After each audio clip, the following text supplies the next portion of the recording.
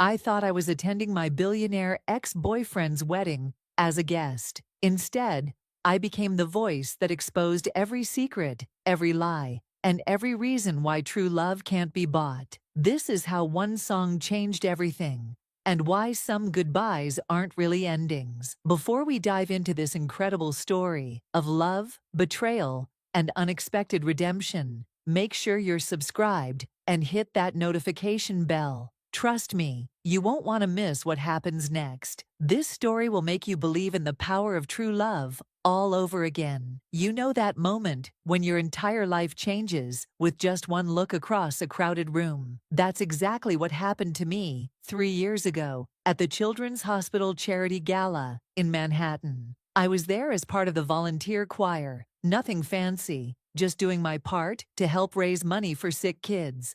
I never expected to lock eyes with Jonathan Carter, the tech billionaire whose face graced magazine covers and whose company had just gone public for $12 billion.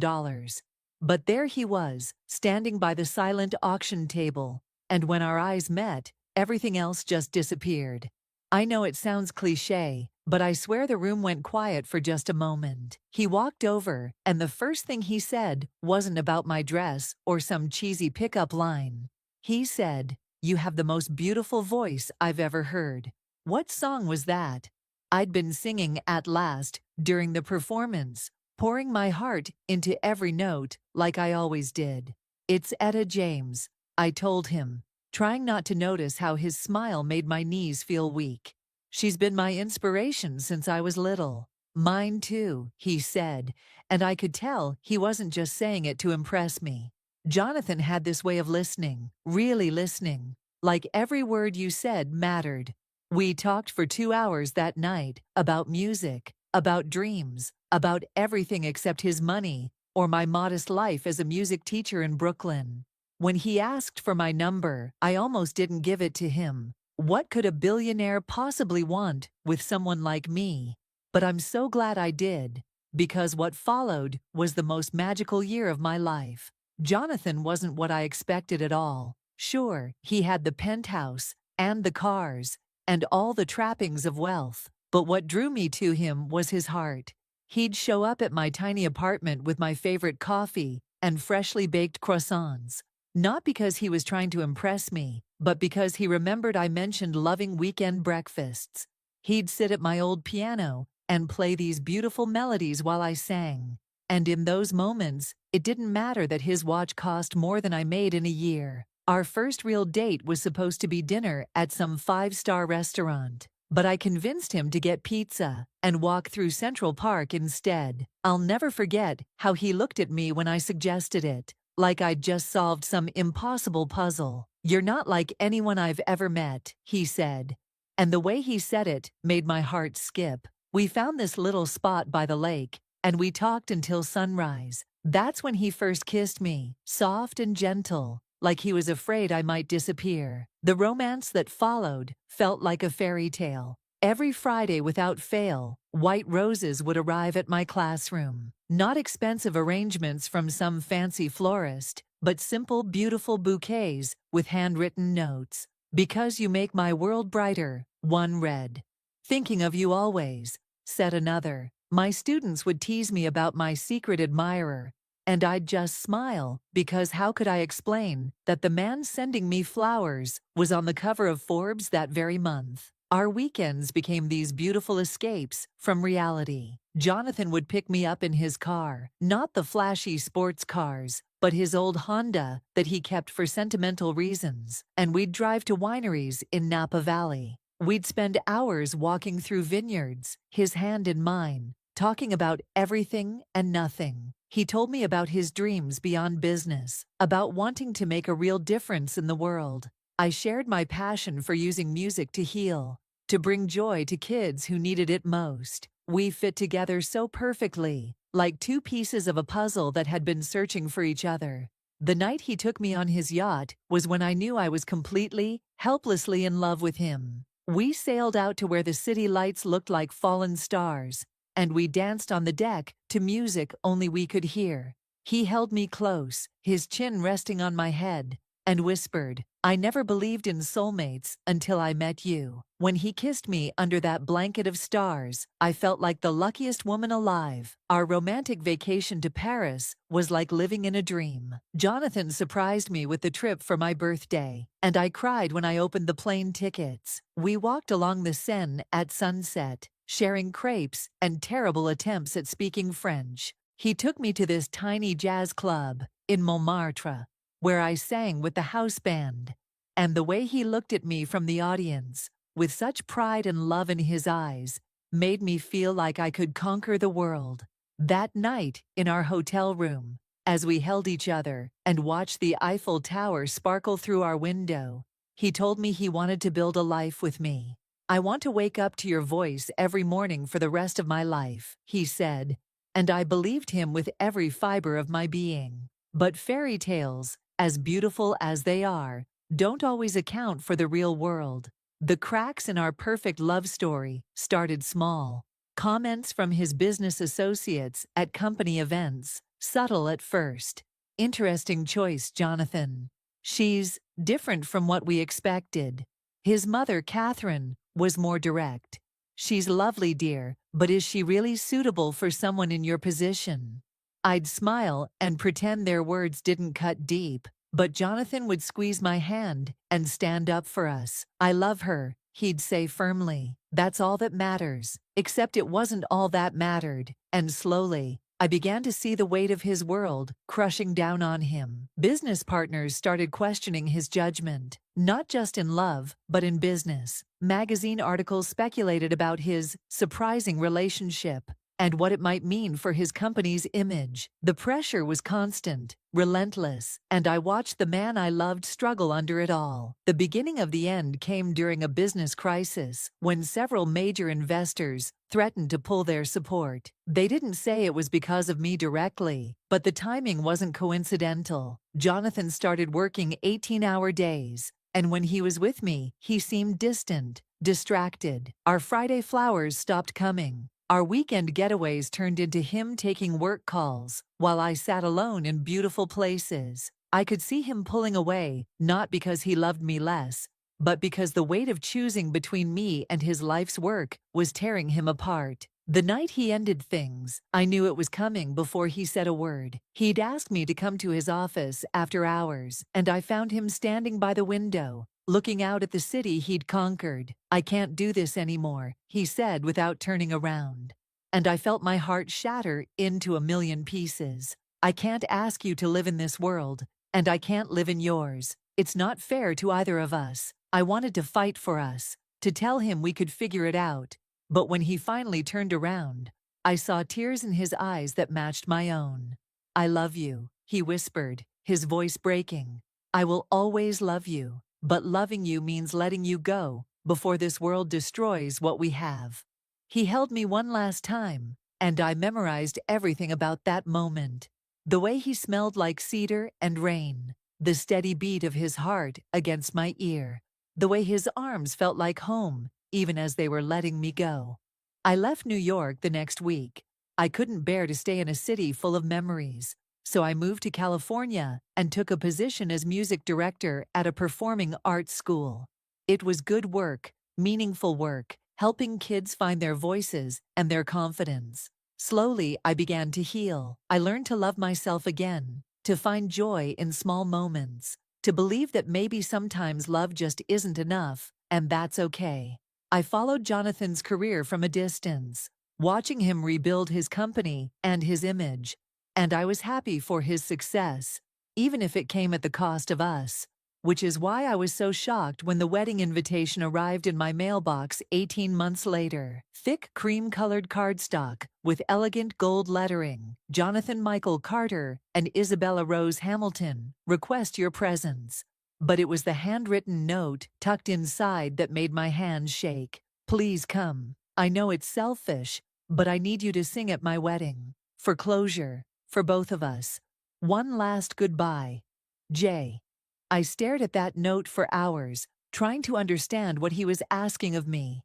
Why would he want his ex-girlfriend to sing at his wedding? And why did part of me want to say yes? Maybe it was curiosity about the woman who'd won his heart after me. or maybe it was my own need for closure. Either way, 2 weeks later, I found myself on a plane back to New York, my heart pounding with nerves and anticipation. Isabella Hamilton was everything I expected, and nothing like me. Tall, blonde, from old money with connections that could open any door. She was beautiful in that effortless way that comes from generations of good breeding and expensive everything. When we met during the wedding rehearsal, she was polite but cold, her smile never quite reaching her eyes. "So you're Jonathan's friend," she said.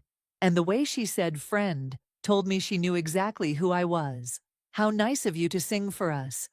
The wedding was set to be the event of the year. 300 guests, a cathedral that looked like something from a fairy tale, flowers that probably cost more than most people's cars.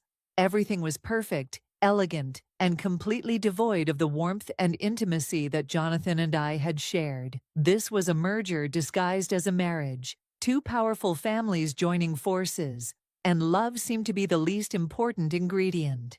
The morning of the wedding, I stood in the small room where I was supposed to prepare, looking at myself in the mirror and wondering what I was doing there. I'd chosen a simple black dress, elegant but not attention-grabbing, and I'd practiced the song they'd requested, some generic love ballad that meant nothing to anyone. But I couldn't stop thinking about our song. The one Jonathan used to play on piano while I sang along.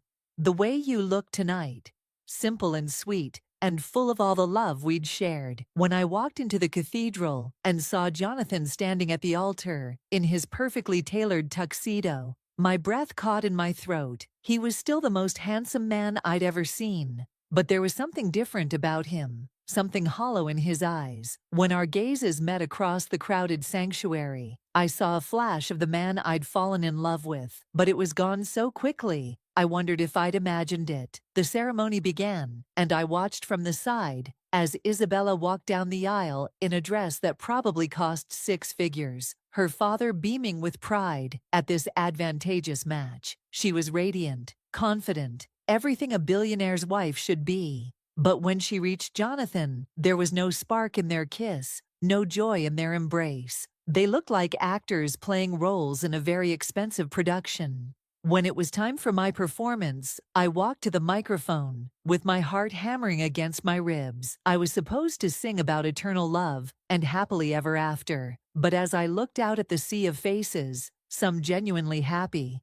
others clearly there for the networking opportunities, something inside me snapped. These weren't people who understood real love. They were people who understood transactions, arrangements, social climbing. And Jonathan, my beautiful, wonderful Jonathan, was about to trap himself in a loveless marriage because it was what everyone expected. I started singing the song they'd requested, but halfway through the first verse, my voice changed course. The melody shifted to something familiar, something real. I began singing our song, "The Way You Look Tonight," but I changed the words to tell our story. I sang about a love so pure, it scared people, about a man who chose safety over his soulmate, about dreams that were abandoned for the approval of others. The effect was immediate and electric. Jonathan's face went white, then red, then white again. Isabella's perfectly composed expression cracked, her eyes flashing with fury as she realized what was happening. The guests began murmuring, some pulling out their phones to record what was clearly about to become the scandal of the year. But I didn't stop. I couldn't stop. This was my moment to speak my truth, to remind Jonathan of what we'd lost, and to show everyone in that cathedral what real love looked like. I sang about our first night in Central Park, about white roses and weekend getaways, about dancing under stars and dreaming of a future together. I sang about the pressure that tore us apart, about the cowardice that let fear win over love. And with every word, I watched Jonathan's carefully constructed facade crumble. Tears streamed down his face as he remembered what he'd given up, what he'd traded for the approval of people who would never love him the way I had. Isabella finally found her voice. "Stop this," she hissed. But her words were lost in the growing chaos of the crowd. Some guests were scandalized. Others seemed moved by the raw honesty of what they were witnessing. But I only had eyes for Jonathan, who looked like a man waking up from a long, terrible dream. When I finished singing, the cathedral fell silent. For a moment, nobody moved, nobody breathed. Then Isabella slapped Jonathan across the face, the sound echoing off the ancient walls. "I will not be humiliated like this," she screamed, gathering up her expensive dress and storming down the aisle. Her family followed, along with half the guests, leaving behind a shell-shocked groom and a sanctuary in chaos. Jonathan stood at the altar, still as stone, as the reality of what had just happened sank in. His mother was furious, his business associates were calculating the PR damage, and the media would have a field day. But none of that mattered to me as I walked past him toward the exit. I'd said what I came to say. Now it was up to him to decide what to do with it. I was packing to leave the city again when he showed up at my hotel room 6 hours later. He looked terrible, tie undone, hair disheveled, eyes red from crying. "Why?" was all he said, and I knew he wasn't asking why I'd ruined his wedding. He was asking why I'd reminded him of what we'd lost. "Because you are about to make the biggest mistake of your life," I said simply. "And because someone needed to tell the truth in that room full of lies."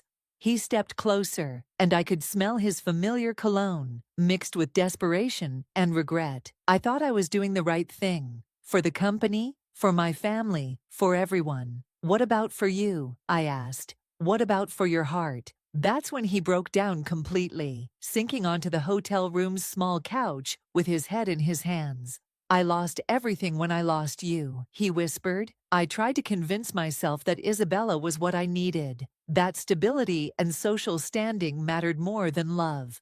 But every day without you has been gray and empty and wrong.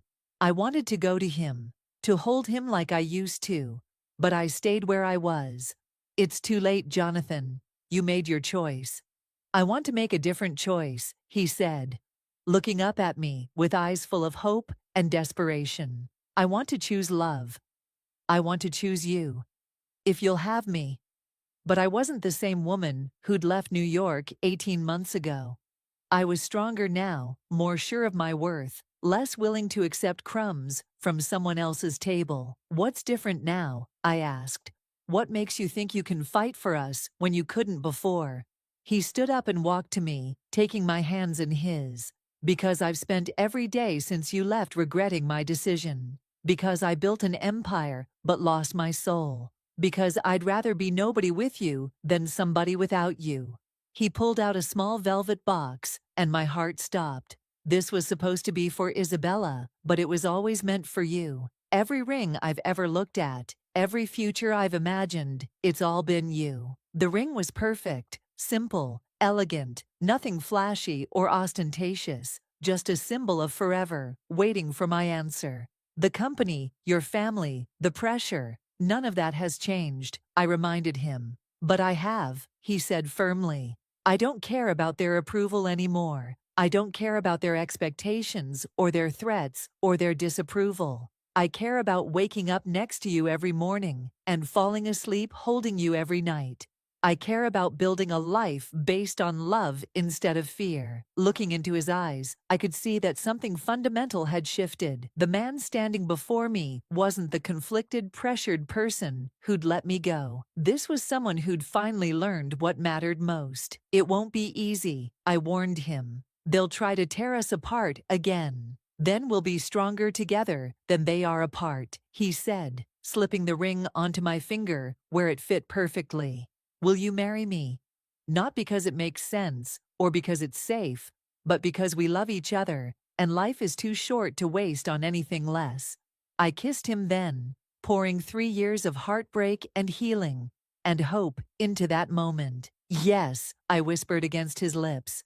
"Yes, to all of it." 6 months later, we had our own wedding. Not in a cathedral with 300 guests and photographers, but in the garden of the music school where I worked, surrounded by the kids I taught and the people who truly loved us. I wore a simple white dress that cost less than Isabella's shoes, and Jonathan wore his father's old suit. We wrote our own vows, sang our own song, and promised to choose love over fear every single day for the rest of our lives. Some of his business associates did pull their support, and a few family members still refused to speak to him. But Jonathan's company is thriving under his authentic leadership, and he's happier than I've ever seen him. We're building a life based on what matters: love, music, helping others, and holding on to each other through whatever storms may come. The media called my performance at his first wedding the song that stopped a wedding, but I prefer to think of it as the song that started our real love story. Sometimes the greatest act of love is telling the truth, even when it's painful. Sometimes you have to break something beautiful to build something real. Sometimes the greatest love stories aren't about the fairy tale ending, but about finding the courage to choose love over fear. If this story moved you like it moved me, smash that like button and share it with someone who believes in second chances. What would you have done in her situation? Let me know in the comments below, and don't forget to subscribe for more incredible stories of love, loss, and the courage to follow your heart. Until next time, remember, true love always finds a way.